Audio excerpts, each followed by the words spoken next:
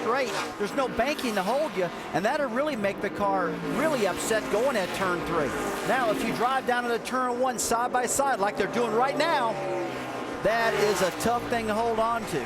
And it's allowing Kevin Harvick to draw a little closer. You see Kevin in the 33 sort of sneaking into the frame. There he is. And you see a 20 car's got the clean air right now, Joey Logano. He should check out. One thing I've liked about Tony Raines now getting passed by the 32 car, Reed Sorensen. And that is for 10th place, Dave. And just want to remind you guys, he was one of the cars that came down and put on 4 sticker tires, fresh tires, as he can't quite make the pass on Raines. And so that car has a lot of grip right now. They put the track bar down just a little bit, made a wedge adjustment because it was so loose again. He couldn't drive it, and now he's working his way back up through. And remember, Tony Raines got the lucky dog 3 cautions ago, and he has taken good advantage of it running here in this battle with the 32 of Reed Sorensen. Sorensen and Brian Vickers have shared this ride, and between the two of them, this car has been in the top 10 in all 5 races. Only 2 other drivers have done that same routine, Carl Edwards and Justin Allgaier. Tell you what, Tony Raines is wheeling this baby. I'm looking at his lap times. He's running 10th. It's a good run for Tony. I mean, Reed Sorensen's got a heck of a Toyota behind him and just can't seem to get around him. Pretty impressed with Tony Raines right now. Taking advantage. Like we said, there was his low point of the race, 33rd. And right now, looking for a top 10 finish for the Long John Silver's 34. Kelly Byers is right in front of these guys, and that is for 9th position. And just a little bit further up is Brendan Gaughan in the 62. And here goes Reed Sorensen ducking underneath and does get the position. So bump Raines out of the top 10. Well, you see Reed just sailed that thing down in the corner and just let the car drift up a little bit, got that position. Not missing anything up front. Brad Keselowski leads by 2.6 seconds. Give you a verbal update on Kyle Busch as well. He's 18th, 19 seconds back. He's going to need a caution to get back into this, I think. Yeah, he'll need one pretty quick, too, because these laps are ticking away pretty fast. We're down to 42 to go. Let's get an update on the 20 at Joey Logano. Jamie? Well, he's keeping hope alive for Joe Gibbs Racing right now. The car started out loose. That's been the trend all night for the first couple of laps, and then it does nothing but get better. He is thrilled with this car right now. He's searching for his first win of the year, and he has his sights set on the 22 right now. Keep your eye on Joey Logano. Right, coming into the race, he had led more laps as we look at 3rd place with Harvick going underneath the 60 of Carl Edwards. To finish that Logano story, he has led more laps coming into this race than any other driver, and he has yet to win. So it's a big night for him. He wants to try and finish that deal. And right now, Kevin Harvick trying to get back to the front to maybe get victory number 3 this year. Well, it looks like Carl Edwards is committed to the top of this racetrack. He left that door wide open for Kevin Harvick to go to the bottom. Looks like Harvick got him now. And give Harvick the position now, so move him to 30. He's 4.4 seconds behind the race leader. They go around the wounded 99 to Trevor Bayne.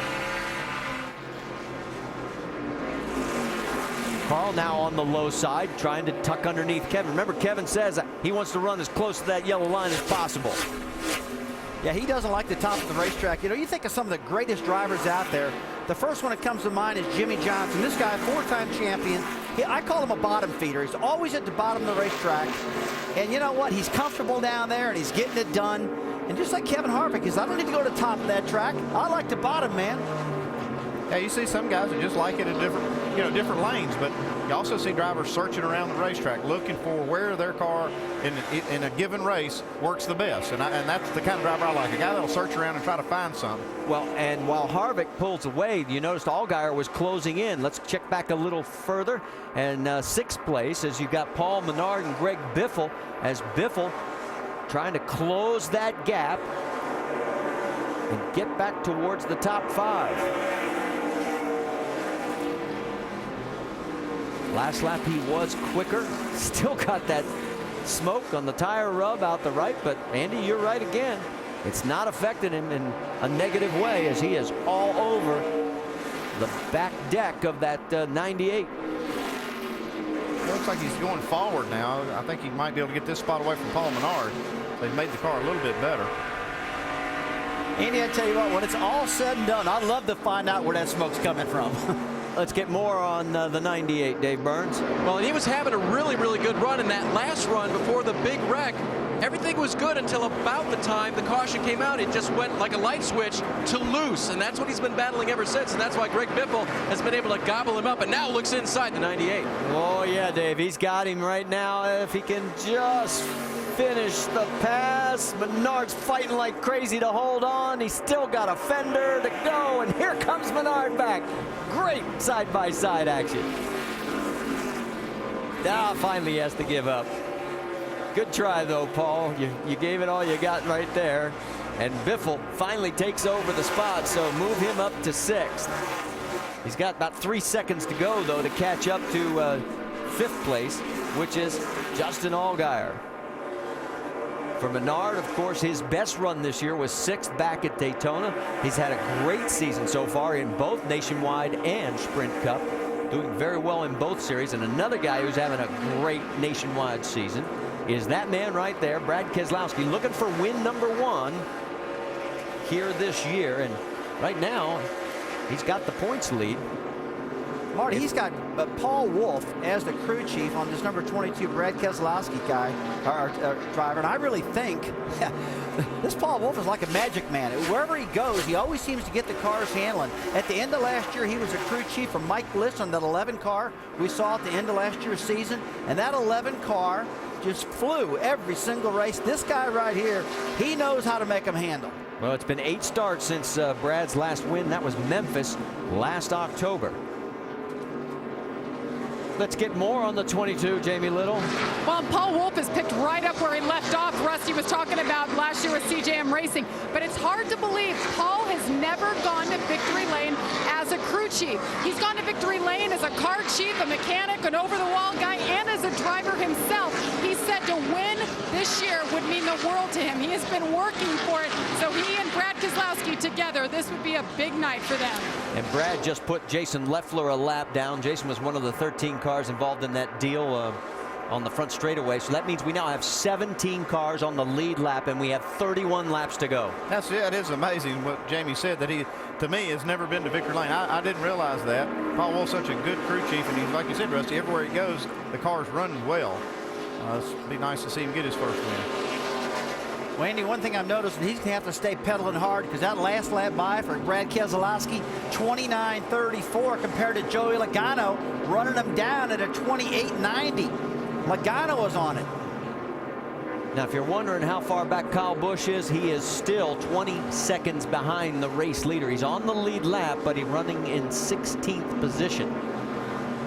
And there is Kyle. That gives you an idea just how far back he is. He is going to need a caution. And you mentioned we're down to 30 laps to go. If he doesn't get it soon, it could be even harder.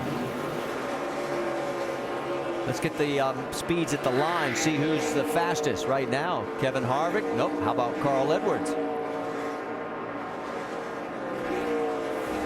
So our race leader, the lead is now 1.4 seconds between first and second. So Logano starting to pick up a little ground on him. Well, now you see the 22 car of Keselowski. He's got some clear racetrack. He's had to fight a lot of lap cars tonight, and now he's got a little clear track. We'll see what he can do in the clear.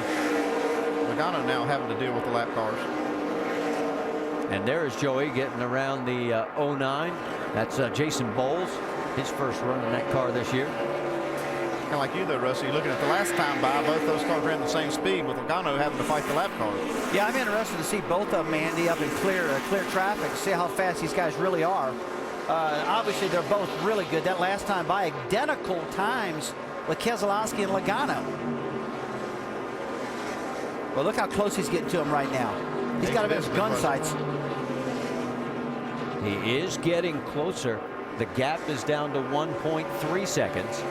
And one thing I was going to say earlier, the thing about Joey Logano is he does get better the whole race. I mean, he works on his car. He's obviously giving them good information, but he also seems to be able to turn that wick up just a little bit at the end of the race and really close the deal. And that's one thing I've really liked about his style. One thing I've noticed also, Andy, that right front fender, he had damage earlier. These last series of pit stops, they've got that fender pulled out. They got that downforce back again, so this car went back to handling good now. Joey Logano coming up on Josh Wise. Josh is lap traffic. Let's check in We haven't talked much about Ricky Stenhouse. He just got around Tony Raines, and